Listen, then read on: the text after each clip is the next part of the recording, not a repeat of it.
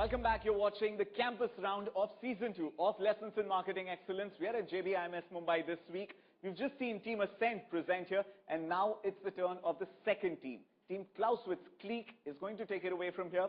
All the best, team. Taking inspiration from Brata Samhita, a text on ancient Indian perfumery, we present to you brand Raga. Currently, there's no other perfume positioned in the Indian market around the ancient Indian perfumery. Our differentiator is a perfume that can leverage Indianness along with class and style. The motivator for the customer being the brand reflects his persona and elegance. On the basis of segmentation, the target audience in the adult segment is highly spending, culturally inclined urban Indians above the age of 30 years. Similarly, for the kids segment, urban kids between 10 to 15 years, hailing from rich culturally oriented families and having a high sense of individuality. The positioning for a perfume is a perfume that is elegant, ethnic, and rich in fragrance for those who personify the Indian culture. With the brand name Raga, a tagline is Express Your Soul. The product portfolio will consist of Raga Classic, a unisex fragrance, Raga Siva and Raga Shyamaka for men, Raga Malika and Raga Kasturi for women, while Raga Vivaha would be an exclusive wedding collection. Altitude would be for boys and Princess would be for girls. The basic SKUs would be for 60 ml and 100 ml packages, which would be available at a price range of 2,400 and 4,000 respectively. Raga Vivaha vial would be available in a single SKU of 60 ml for a price of 3,000. The promotion would be in 3 stages of pre-launch, launch and post-launch. The pre-launch stage will have a book release wherein successful Indian personalities will have write-ups on how Indian culture has helped them in their lives. Books and the CDs will be available in high-end bookstores, 5-star hotels and jewelry stores like Tribhavandas, Vinci, Zaveri. 20 days post the pre-launch event, Mr. Ajay Piramal himself will announce the arrival of brand Raga in the Indian market.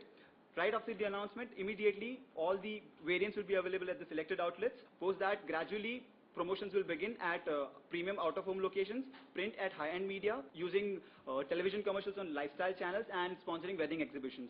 Lastly, after 6 months, we would be introducing the kids variant, where activities would include promotion through television shows like Saregamapa, Little Champs, introducing Facebook applications, out-of-home and online. The manufacturing facility will be located at Kosamba, and sourcing will be done from the best of the manufacturers. We will have 3 distributors across India in North, West and South Central zones, catering to the demand of 9 major cities. Distribution will be mainly done via modern trade channels through high-end malls, high-end jewelry stores, airport duty-free shops, etc.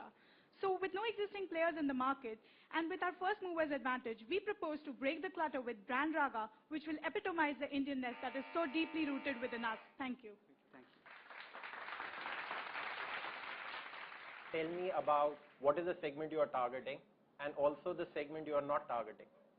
And second question related to that is, how are you going to find the segment? The segment basically is not a person who is actually trying to, emulate the Western personalities by using Hugo, CK or a Ralph Lauren, but somebody who is imbibed with Indian culture. There are a lot of Indians who have grown over a period of time in India and have that capacity of spending very high on luxury products, but currently they are not using those Western products. In that, there would be the normal SECA plus the premium segment. The premium segment would be launched very later after the brand has been established. And coming to how we will find it, that is again basically identifying the Western, the Northern and the South Central areas. This is where those culturally, traditionally rich families, like in the Gharanas of the Rajasthan and Gujaratis in the West and the Punjabis in the North as well. And in the Hyderabad, we have the people from Nawabi families. Why not East? Because they don't have any. East have a very good culture of, a lot of different kinds. But the spending power at East and the culturally rich orientation about we listening about this particular gharana or a different kind of segment altogether. We definitely would want to cater East, but at a later stage, once the brand establishes itself. The main idea is that we wish to cater in the main metros. Right. So when we are approaching West Zone, we are looking at 7 to 8 outlets minimum. So that there is where our target audience lies, and probably we'll be able to attract. If your consumer segment is this, what you've selected, what is going to be a source of growth? I mean, in terms of what they're using today, which they will stop. Currently, they would possibly be using attars of good quality, maybe imported from Arabian areas or some Indian manufacturers as well, but they are not very comfortable using those CKs and the Ralph Laurens. If you're saying they're using attars right now, what would the price point that they would be using right now attars? Price points of attars are very low compared to what we are pricing. So why would they pay a premium of whatever that you're talking about, 2,400 rupees? For vis-a-vis if they're already using an attar? One, because they have the ability to pay. Second, the brand experience that we would be giving. It's about feeling the Indian. In a traditional attar, it's just about applying it and just going for a occasion. But here it's about the feeling that you would be, the experience that you would be selling along with the brand. It's about raga, the connection with the music. Music offers. How do you envisage that we will create that experience called raga? The experience, as was mentioned in the campaign, where we're launching a music CD, which will all be music CD and the book of having the success stories of the individual.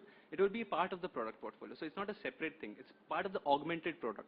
Now, when a customer buys a fragrance, he's not looking just to buy that perfume, but he's actually looking for a brand experience. So that one spray actually is music to your senses. That kind of relationship we are looking forward to establishing between raga and the kind of experience which they can face. Have you sized this segment? What would be the potential opportunity of this? Because Piramal is interested in making a good business out of it, and considering the first year growth will not be very high, we see a sales of around 30 crores in the first year, assuming that the advertising spend would be 15 to 20% of the overall sales. how did you come to this 30 crore figure?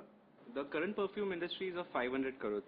And it's growing, especially the premium industry is growing by 300 to 500, is growing about 22 to 25%. The trade margin, in fact, is offered by around 25 to 30%. So from that basis, we expect that we'll have at least some kind of market share in that.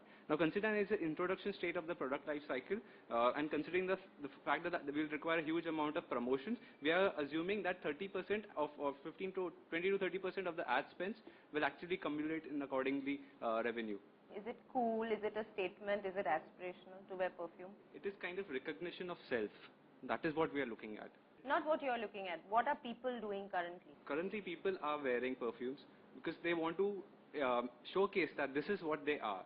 I mean, if I'm wearing a fruit, if I'm a girl and I'm wearing a fruit-flavored perfume, then that is the kind of fragrance I prefer. If it's a very strong perfume, so I'm kind of and brand consciousness is not very high. It's not important for me to say I'm wearing Dior or I'm wearing. For the segment we are targeting, not really. But there is a very huge segment of premium users who want to flaunt the brands that you just spoke about. All right. Thank you. Thank you. Thank you, Team Klaus. With Sleek, I'm sure you haven't made the judges' jobs any simpler. We'll give the judges a couple of minutes to decide which team from JBIMS will represent them at the semi-final round. I think the presentation went really well. We said all the points we had in our mind, and the judges asked valid questions which we could answer successfully. The small packed classroom waited anxiously for the judges to decide which of the two teams would go on to represent JB at the semis. Alright, so the result of the Piramal Healthcare case study is that the winning team is Team Ascent. Alright, let's go over to Kedar, who's going to help us understand what worked in Team Ascent's favor and what didn't for Team Klaus Witz. Rather than just looking at Indianness, because that would be the most opt-felt strategy, I mean, which will come naturally to anyone, saying that let's use Indian name. They try to create a brand in the entire thing. So it was a very unique concept the way you did it. Also the way you actually looked at the consumer segmentation and the three segments and actually trying to understand the insights in the segment of each one of them was quite nicely done. Fantastic. So it's a wrap here from the Mumbai campus of JBIMS.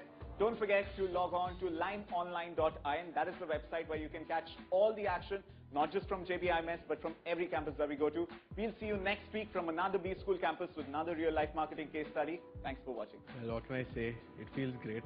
A lot of hard work went into it. A lot of the midnight oil was burned, and I guess there's no looking back now.